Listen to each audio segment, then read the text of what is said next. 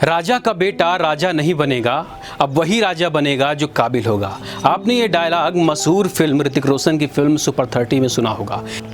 मध्य प्रदेश के दो राजा हैं, एक दिग्विजय सिंह, एक कमलनाथ।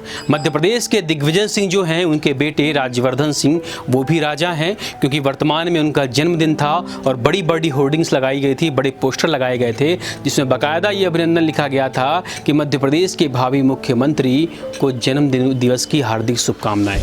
वहीं दूसरी ओर अभी आपने एक स्टेटमेंट सुना होगा मध्य प्रदेश के पूर्व मुख्यमंत्री कमलनाथ के बेटे नकुलनाथ का। नकुलनाथ जी कह रहे हैं कि अब वो मध्य प्रदेश की जो युवा वर्ग है, मध्य प्रदेश का जो युवा खेमा है, उसका वो नेतृत्व करेंगे, मध्य प्रदेश के युवाओं का नेतृत्व करेंगे। बयानबाजी के पहले जब वो ऐसा स्टेटमेंट दे रहे थे तो शायद वो ये भूल गए कि उनके पहले भी और भी दूसरे सीनियर्स युवा नेता हैं, सीनियर विधायक भी हैं जो अभी युवा कैटेगरी में ही आते हैं। जनता उन्हें युवा मानती है और लगभग लोग उन्हें जानते भी हैं। मैं इनमें से एक आध दो का नाम बोलना चाहूँगा। उसमें से एक हैं मध्य प्रदेश के पूर्व उच्च शिक्षा मंत्री जीतू पटवारी, जो आए दिन किसी न किसी न्यूज़ चैनल में, न्यूज़पेपर में उनके स्टेटमेंट्स आते हैं। आप फेसबुक में बड़ा सक्रिय रहते हैं। वो मध्य प्रदेश की राजनीति में बहुत सक्रिय नेता हैं। इवन ये कहना चाहिए कि वो उन्होंने प्रदेश स्तर की राजनीति करी है। जब वो विपक्ष में सरकार थी तब भी वो कभी आपका आलू लेकर जाना, कभी प्याज लेकर विधानसभा पहुँच जाना, कभी साइकिल से विधानसभा आना, तो इस तरह की राजनीति उन्होंने की है। लेकिन इन सबके बीच में एक और भी नाम है दूसरा जो जिन्होंने युवाओं को खड़ा किया, वो है कुणाल चौधरी। कुणाल चौधरी ने भी काम किया है, लेकिन हमें इसकी परवाह नहीं है। हमें परवाह इसकी है कि राजा का बेटा राजा बनेगा। हर बाप को ये फिक्र होती है कि मेरे बेटे का भविष्य संवर जाए। हर बाप ये चाहता है कि मेरे बेटे का करियर बन जाए। हर बाप ये चाहता है कि मेरी आने वाली जो पुश्तें हैं वो बड़े सुख से रहें, बड़े आनंद से रहें। और मध्य प्रदेश ही नहीं बल्कि पूरे देश की सियासत में कुछ ऐसा ही हो रहा है। उत्तर प्रदेश के पूर्व मुख्यमंत्री और वर्तमान सपा प्रमुख, आप समझ गए होंगे मैं मुलायम सिंह यादव की बात कर रहा हूं। उन्होंने अपने बेटे अखिलेश यादव का भविष्य सेट कर दिया। ऐसे बहुत सारे भारतीय राजनीति में उदाहरण मिलेंगे। इसके सबसे जीवंत उदाहरण राहुल गांधी हैं। और अब मध्य प्रदेश कांग्रेस में भी कुछ ऐसा ही हो रहा है, जहां मध्य प्रदेश के कुछ वरिष्ठ नेता, इनमें से स्पेशली कमलनाथ और दूसरे दिग्विजय सिंह जो आमने सामने हैं, और दोनों के सुपुत्र भी आमने सामने हैं, और दोनों को लगता है कि वो मध्य प्रदेश के भावी मुख्यमंत्री होंगे।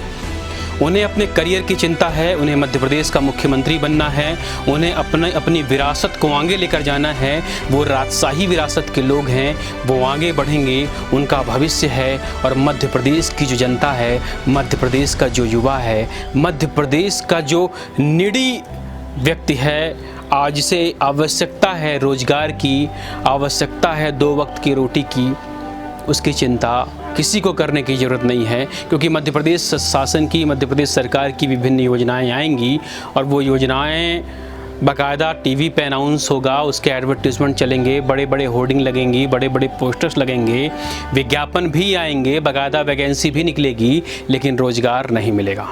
भारतीय इतिहास में हमेशा से ऐसा ही होता आया है, जो राजा है उसी का बेटा राजा बनता आया है। पुराने ज़माने में जब राजा होते थे तो उनकी वंशावली चलती थी। राजा का बेटा राजा होता था, वो योग्य हो या ना हो, लेकिन वो राजा बनता था। आज भी वैसे ही है। क्या है? आज भी राजा का बेटा राजा बनता है, काबिल हो या ना हो। आप इसका जीवंत उदाहरण केंद्र में कांग्रेस का जो केंद्रीय नेतृत्व है, आप उसमें देख सकते हैं। आप मध्य प्रदेश हो, छत्तीसगढ़ हो, गुजरात हो, महाराष्ट्र हो, सभी राज्यों में, कमोबेश सभी राज्यों में आप देखिए, समाजवादी पार्टी का उत्तर प्रदेश देखिए, जहां पर मुलायम सिंह यादव के बेटे अखिलेश यादव हैं। मुलायम सिंह ने बाकायदा राजनीति करी, वो उत्तर प्रदेश के मुख्यमंत्री थे और जाते जाते उन्होंने अपने बेटे का भविष्य जो है सेट कर दिया, उसे उत्तर प्रदेश का मुख्यमंत्री बना दिया। मध्य प्रदेश में भी ऐसे ही कुछ शीर्ष नेता हैं जो अपने बेटे का भविष्य मुख्यमंत्री की कुर्सी पर देख रहे हैं। वो देख रहे हैं कि मेरा बेटा भविष्य में मुख्यमंत्री बनेगा। ज्योतिरादित्य सिंधिया भारतीय राजनीति में एक बड़ा नाम है, मध्य प्रदेश में एक बड़ा नाम है और मध्य प्रदेश की सक्रिय राजनीति का एक बड़ा हिस्सा है। सिंधिया साहब पहले जब कांग्रेस में थे तो उन्होंने एक बयान दिया था अतिथि शिक्षकों के बीच में, बाकायदा उनके बीच में, कि जो हमारा मैनिफेस्टो है वो हमारा धर्म ग्रंथ बनता है और हम उसका अक्षर अक्षर पालन करेंगे, और यदि सरकार ऐसा नहीं करेगी तो मैं आपके साथ खड़ा हूँ। आपको मैं पहले वो वीडियो दिखाता हूँ, उसके बाद मैं बात करूँगा। आप वीडियो देखिए। आपने देखा कि सिंधिया साहब क्या कह रहे हैं, और ये वीडियो वायरल होने के कुछ दिनों बाद स्थिति कुछ ऐसी आई कि प्रेस के बंधुओं ने, मीडिया कुछ बंधुओं ने कमलनाथ जी से पूछ लिया कि सिंधिया साहब रोड में आने वाले हैं। तो सिंधिया साहब के इस जवाब का, इस ऐलान का बखूबी कमलनाथ जी ने जवाब दिया कि रोड में आना चाहते हैं तो आ जाएं। और स्थिति ऐसी आई कि कमलनाथ साहब की सरकार गिर गई और मध्य प्रदेश में उपचुनाव की स्थिति आ गई।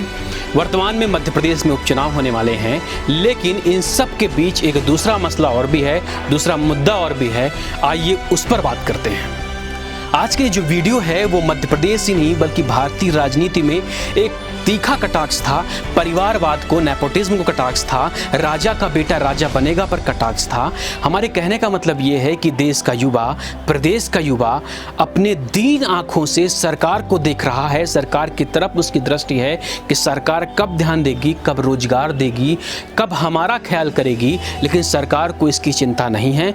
जो भारत का जो पॉलिटिकल विंग्स है उसको चिंता है अपने करियर की, उसको चिंता है अपने नेपोटिज्म, अपने परिवारवाद की, उसको चिंता है अपने बेटे की। क्योंकि जब वो मुख्यमंत्री था तो बेटा भी मुख्यमंत्री बनेगा, फिर उसका बेटा भी मुख्यमंत्री बनेगा। आप नेता का बेटा नेता ही बनेगा।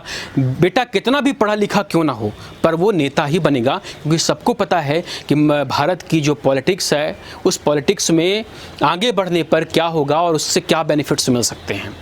खबरों के लिए इंडिया लाइव स्ट्रीम के साथ बने रहिए। फिर इसके बाद एक नया कटाक्ष, नए विषय पर चर्चा लेकर हम आपके साथ फिर से हाजिर होंगे।